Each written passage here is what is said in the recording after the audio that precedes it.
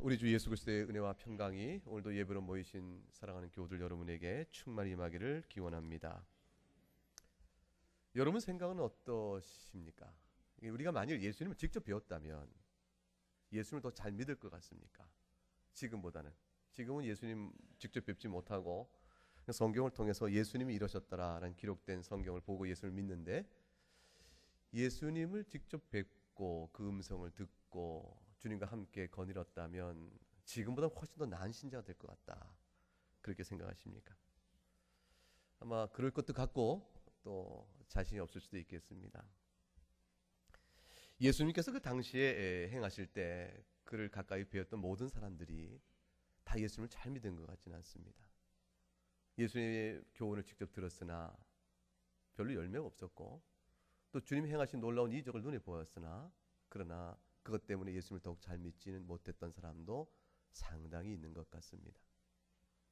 심지어는 이제 세례 요한도 오늘 본문을 통해서 보듯이 예수님이 오실 바로 그분이십니까? 라고 제자를 통해서 옥에 갇혀 있을 때 물었던 일이 있습니다.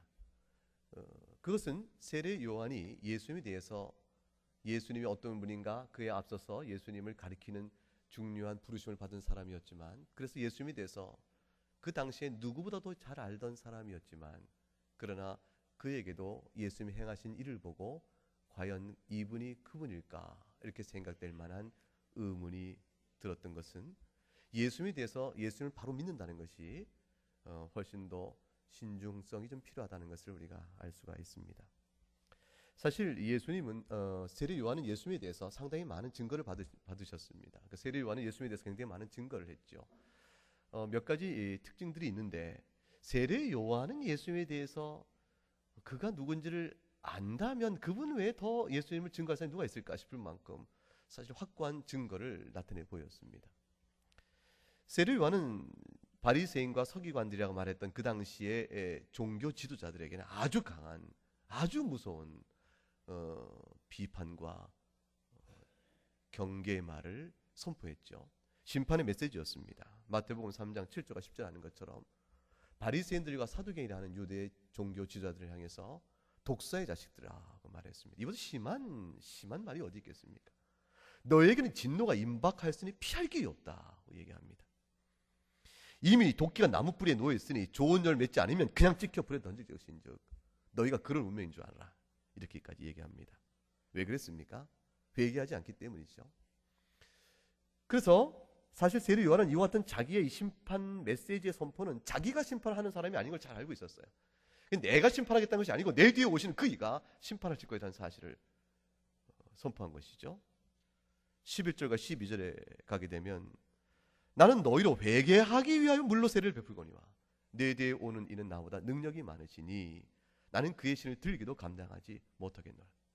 내가 그의 신을 들기도 감당하지 못할 만큼 귀한 분이 내 뒤에 오시는데, 그분이 오시면 너희가 회개치 않을 경우에 심판이 임할 것이다. 성령과 불로 너에게 세례를 베푸실 것이요, 자기 타작 마당을 정하게 해서 알곡은 모으고 쭉정이는 꺼지지 않는 불에 태우실 것이므로 회개하라. 그것이 세례 요한의 메시지였습니다.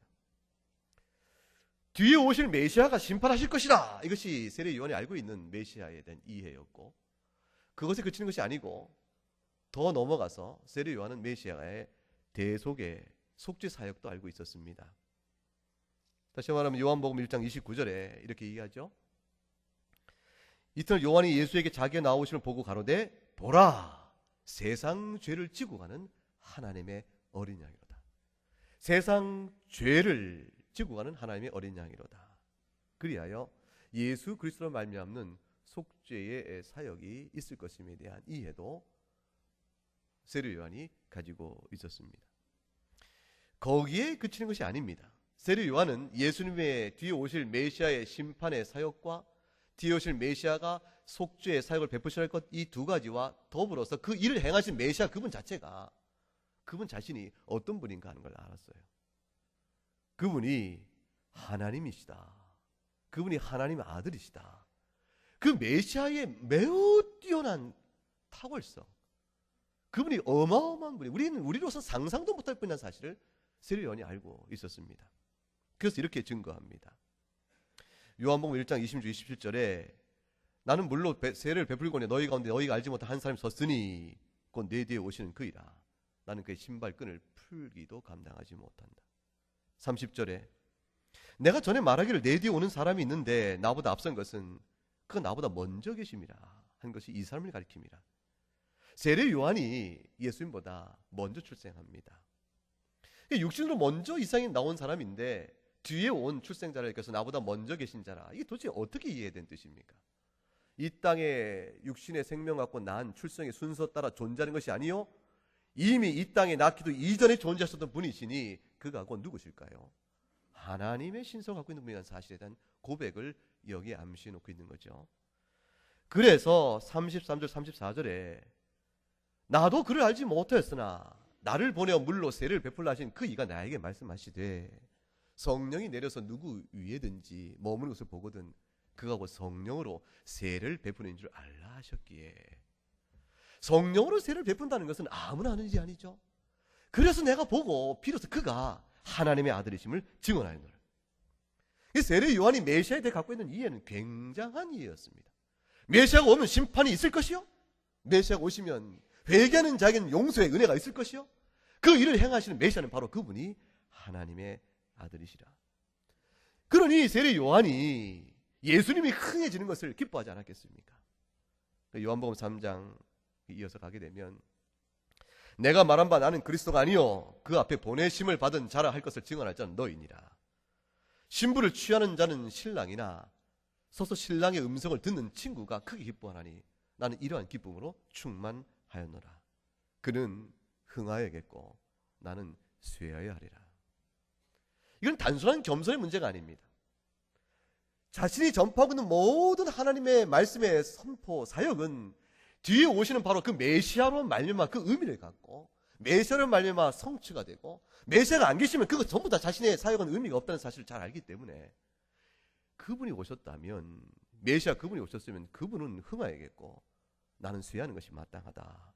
그러므로 세례 요한의 제자들이 선생님 당신의 제자들이 다 예수께 갑니다, 그 말 들었을 때 그것이 마땅하다, 이렇게 세례 요한이 말했던 것입니다. 그런데 세례 요한이 오늘 본문에 보게 되면 예수님께 제자들을 보내놓고 오실 그이가 당신입니까?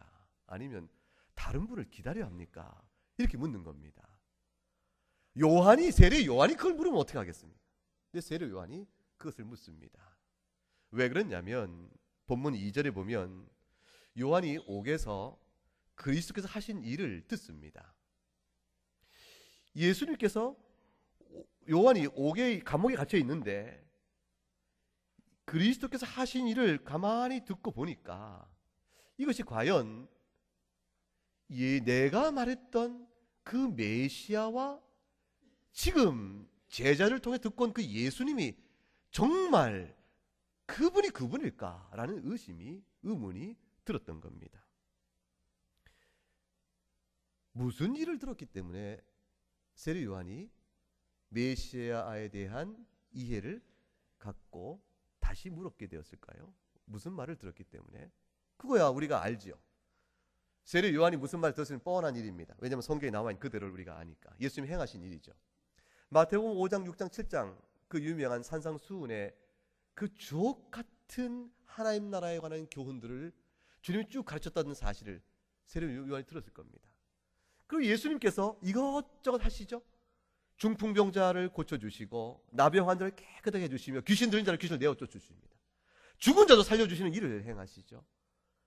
그리고 예수님이 행하신 모든 육체 질병을 고쳐주시는 놀라운 일들에 대한 소문을 듣습니다. 그런데 그 모든 일들이 듣고 세례 요한의 마음에 의문이 든 것입니다.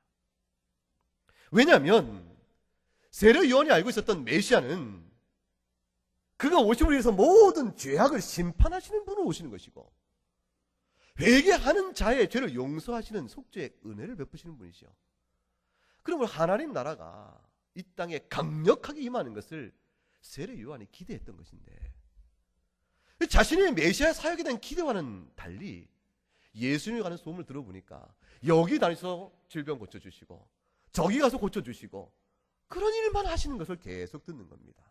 지금 무엇을 하시더냐? 갈릴리로 가셨습니다. 거기서 무엇을 하시더냐? 문둥병자를 고쳤습니다. 그런가? 그 다음에 어디 가셨는고? 저 두로 지방에 가셨습니다. 거기서 무엇을 하셨는데? 거기서 또한 귀신 들을 고쳐주십니다. 그랬는가? 여기저기 예수님이 하는 모든 행적을 제자를 통해 듣는데 자기는 감옥에 갇혀서 이제 언제 죽을지 모르는데 뒤에 오실 메시아를 미리 예배하는 사역자를 부르심 받는 세례 요한이 갑갑하게 그지가 없는 겁니다. 아니 어느 때까지 이 이스라엘 땅을 다니시면서 그 질병을 고치는 일을 그거 하고 있단 말인가? 모든 죄인을 불러 심판하시며 용서의 은혜가 무엇인지를 회개하는 자에게 나타내 보이심으로 인해서 하나님 나라를 이 땅에 임하게 하실 그분이실 텐데 어찌하여 여기저기 다니시면서 몇몇에 안 되는 병자를 고쳐주는 것으로 그 일을 다 행하고 있는 것인가? 그리고 그것은 선지자들의 일과 같은 것이 아닐까? 구약 성경에 보면 엘리야도 고쳤고 엘리사도 많은 사람을 고쳐주고 죽은 자까지 살려냅니다. 그러니 내가 믿는 메시아는 단순한 선지자가 아니요 하나님의 아들로 이 땅에 오셔서 그 일을 행하실 분인데 그분이 행하신 일이 단순히 선지자의 일에 그치는 것인가? 세례 요한의 메시아적 기대에 미치지 못한 것이죠.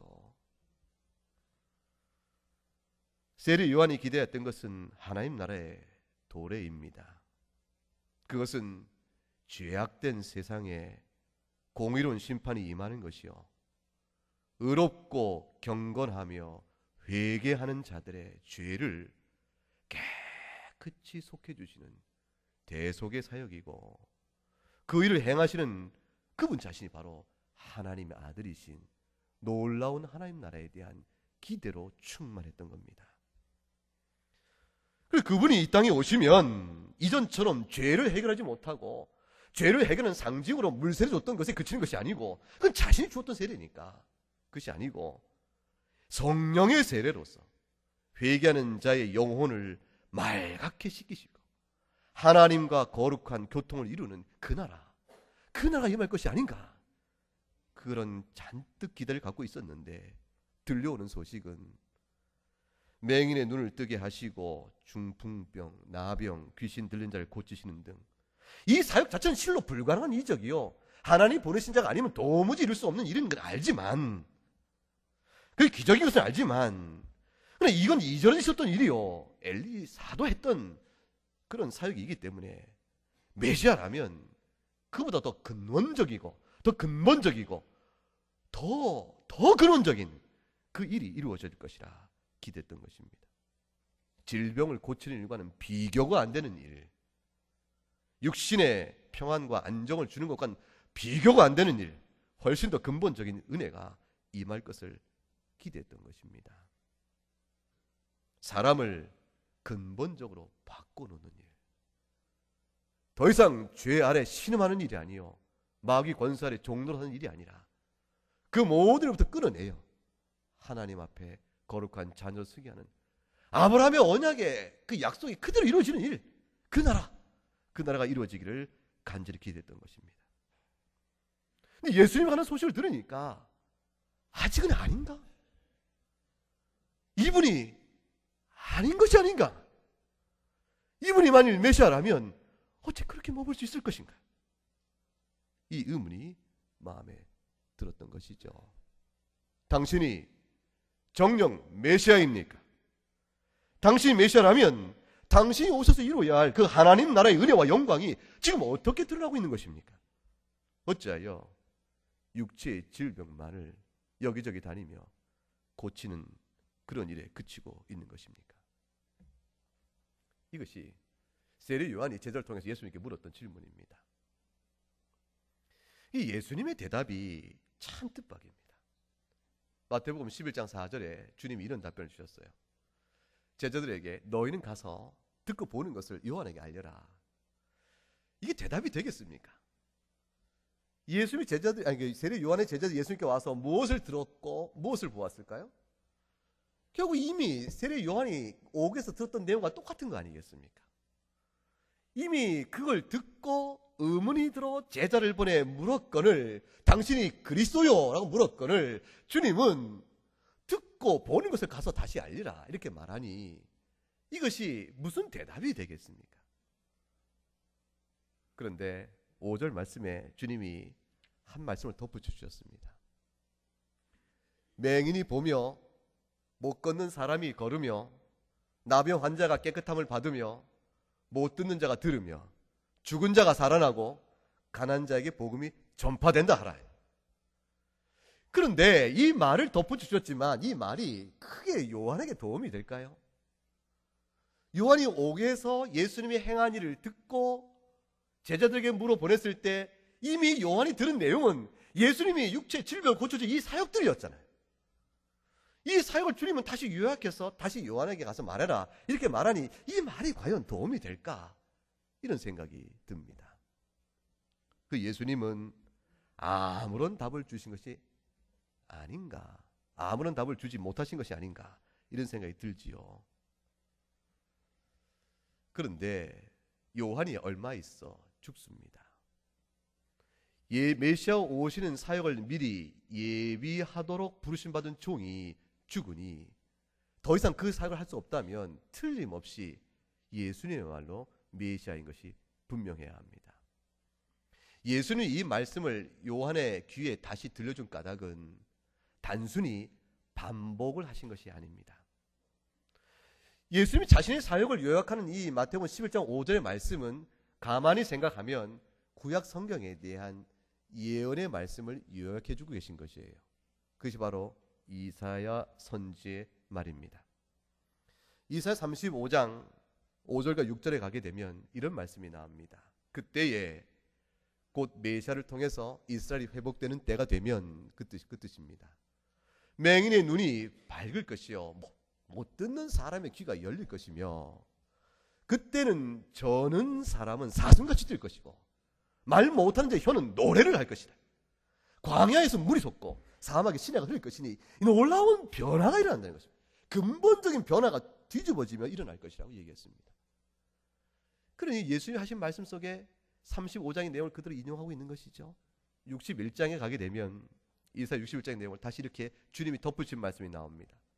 주 여호와의 영이 내게 내리셨으니 이는 여호와께서 내게 기름을 부으사 가난한 자에게 아름다운 소식을 전하게 하려 하시며 나를 보내사 마음이 상한 자를 고치시고 포로된 자에게 자유를 갇힌 자에게 노임을 선포할 것이라.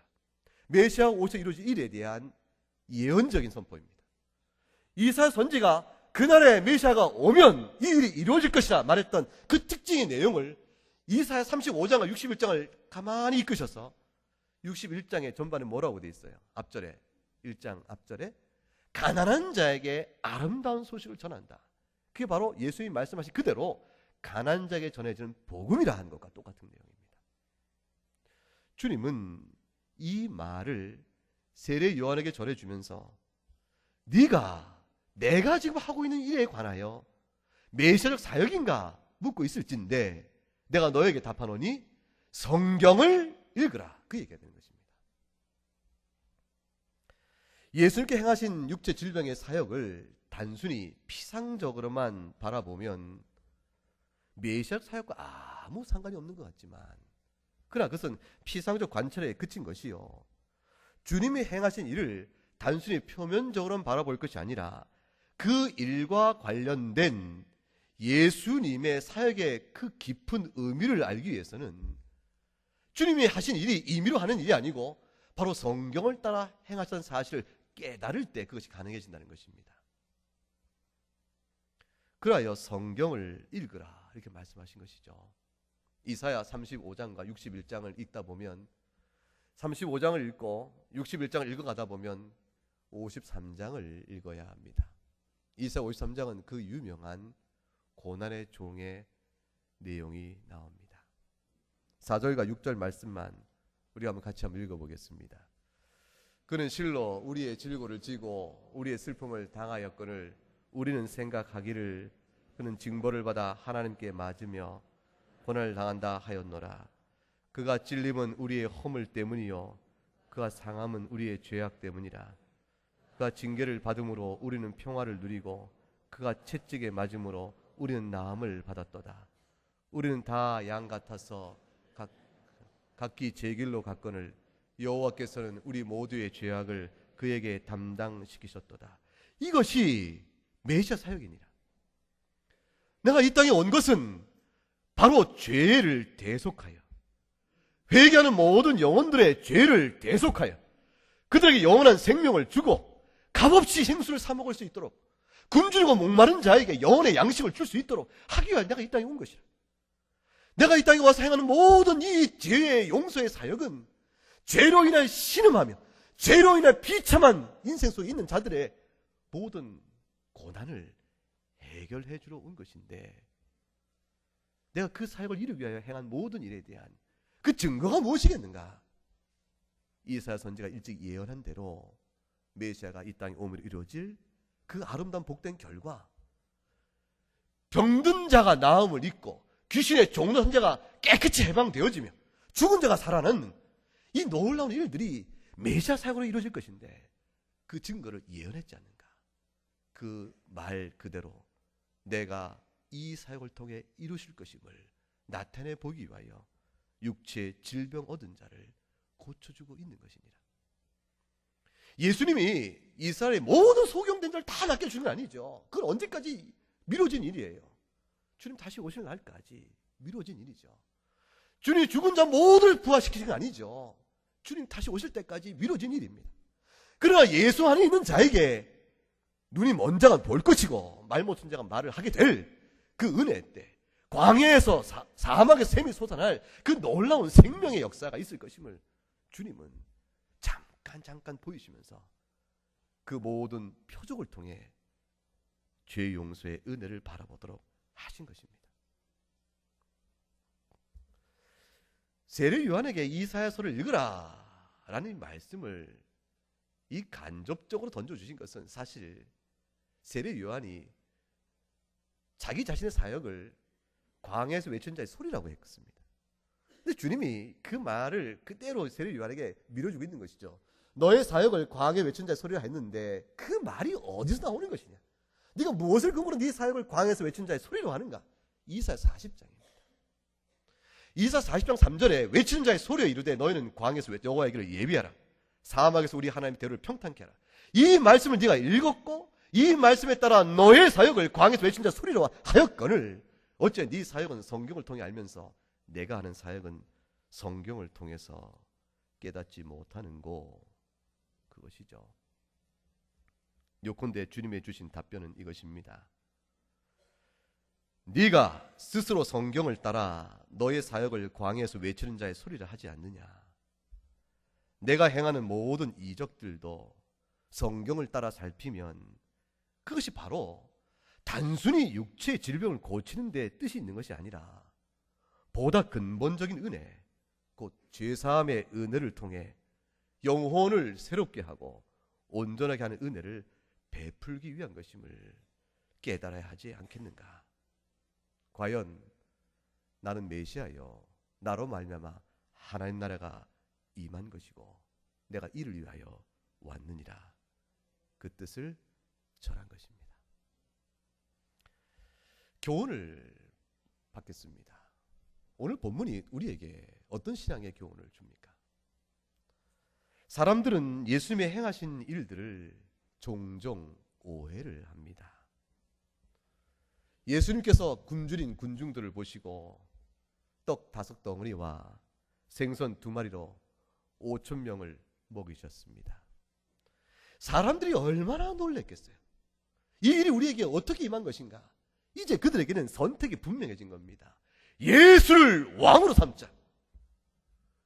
그보다 더한 예수님에 대한 충성의 표현이요, 열정적인 추종이 어디 있겠습니까? 예수를 왕으로 삼자. 그것을 달리 보면 종교적 열성이라고 볼 수 있겠죠. 그러나 주님은 이들을 피해버리십니다. 주님이 이들을 피하신 것은 예수님께서 이적을 행하신 것이 단순한 이들의 육체의 굶주림을 면케하여 저들에게 만족을 줄 수 있다는 능력을 보라 내가 있지 않는가, 이걸 드러내기 위해서 하신 것이 아니었습니다. 그것은 표적이었지 단순한 이적에 그치는 것이 아니기 때문입니다. 주님은 오병이어의 표적을 통해서 정령 저들이 영적으로 굶주려 있는 자들이요, 저들이 영적으로 황폐한 자들이요. 그러므로 하나님의 은혜가 아니면 도무지 할 수 없는 자임을 알 수 있기를 바라신 것이었습니다.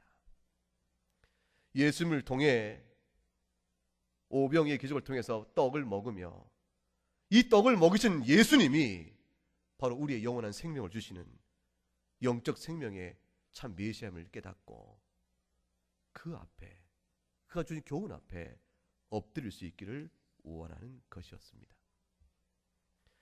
요한복음 6장 26절 27절에 주님이 이렇게 얘기하십니다. 내가 진실로 진실로 너희에게 이르노니 너희가 나를 찾는 것은 표적을 본 까닭이 아니요 떡을 먹고 배부른 까닭이로다. 썩을 양식을 위하여 일하지 말고 영생하도록 있는 양식을 위하여 하라. 이 양식은 인자가 너희에게 주리니 인자는 아버지 하나님께서 인지신 자니라.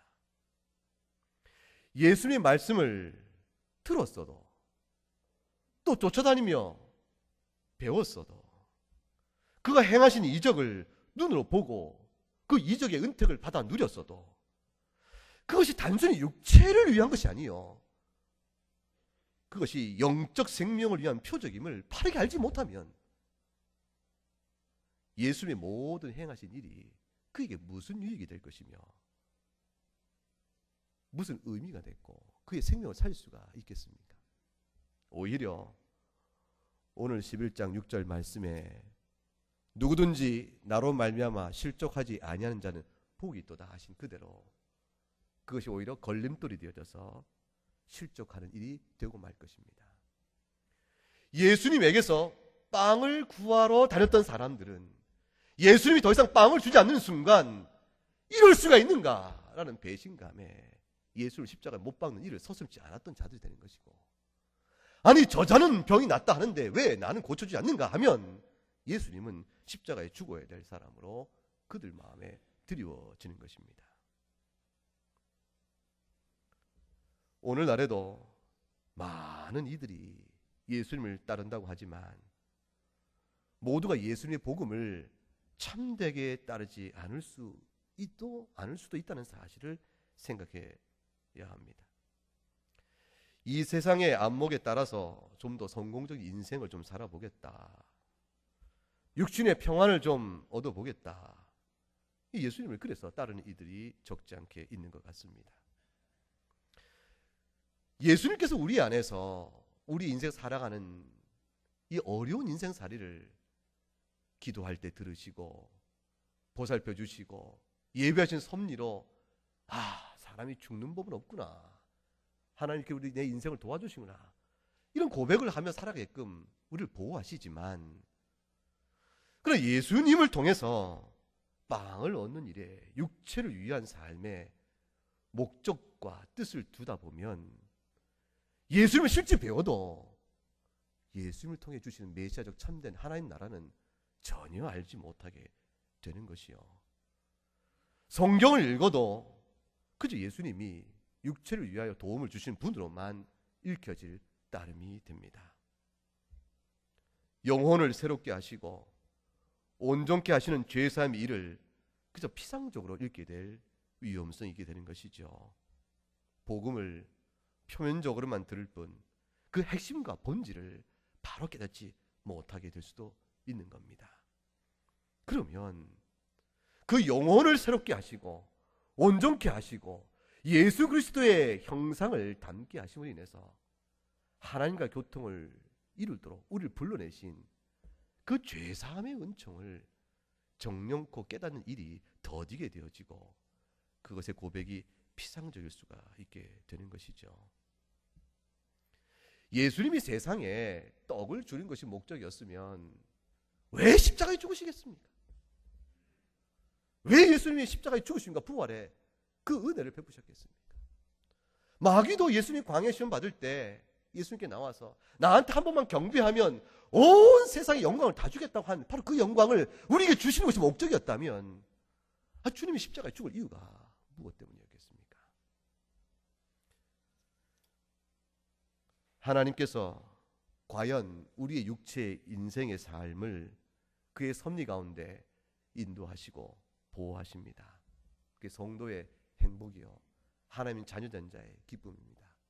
기도할 수 있고 그 기도를 주의 선하신 뜻과 능력으로 그 지혜로운 가운데 그가 원하신 때에 우리에게 응답을 주시니 우리는 하나님께 기도하여 듣지 못하는 답이 없는 그런 복을 누리는 사람들입니다.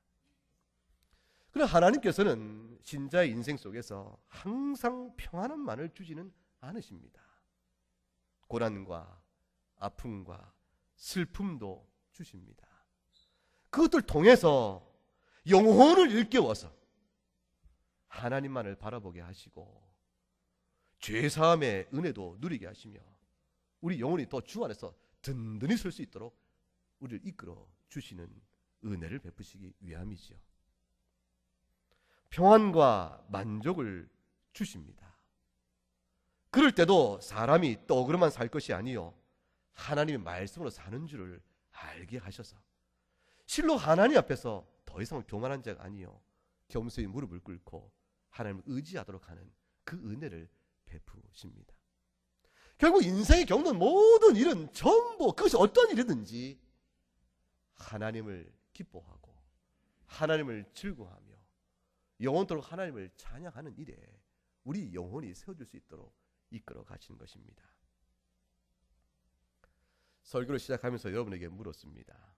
예수님을 직접 뵙고 예수님 말씀을 듣고 이적을 봤으면 예수님을 더 잘 믿었을까? 지금 우리는 그냥 성경만 있는데 지금이 차라리 예수님을 더 잘 믿을까? 어느 쪽이 예수님을 더 잘 믿을 것 같습니까? 여러분 물었습니다. 여러분 답은 어떻습니까? 제 대답은 이렇습니다.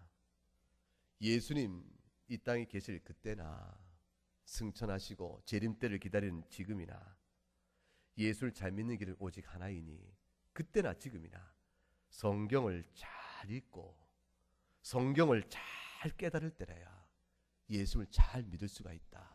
그것이 답입니다. 그때에도 성경을 모르니 예수님이 친히 가르친 교훈이 그들 귀에는 깨달음을 오지 못했고 예수님이 행하신 모든 이적이 죄사함 은총에서 비롯되어지는 하나님의 영원한 생명을 주시는 그 놀라운 사역이라는 이 표적적 의미를 깨닫지 못해서 예수를 왕으로 섬기려 했으나 먹고 배부른 까닭이요 표적을 본 까닭이 아니라는 말씀을 듣고 만 것입니다. 예수님을 성경을 잘 읽고 깨달을 때래야 예수를 잘 믿고 따른다는 것은 그것이 바로 예수님으로 말미암아 실족하지 아니하는 유일한 길이 되는 것임을 마음에 새겨두어야 합니다. 예수님이 바로 복음인데 그 복음으로 말미암아 실족하는 일이 있다면 이 얼마나 애석하기 짝이 없고 이 얼마나 어처구니 없는 일이 있겠으며 사실 이보다 비극적인 일이 어디 있겠습니까? 그러므로 사랑하는 교우 여러분에게 권면합니다. 우리의 모든 형편을 다 아시고 그런 가운데 그 모든 것을 통해서 말씀을 깨닫게 하심으로 우리 영혼을 천국 낙원에 이르기까지 신실히 보호하시는 하나님을 모든 상황에서 범사에 감사함으로 찬미하는 그 믿음의 은혜가 아무쪼록 말씀을 통하여 깊이 각성함으로 여러분 각각에 넘칠 수 있기를 주님의 이름으로 축복합니다. 함께 찬송하겠습니다. 94장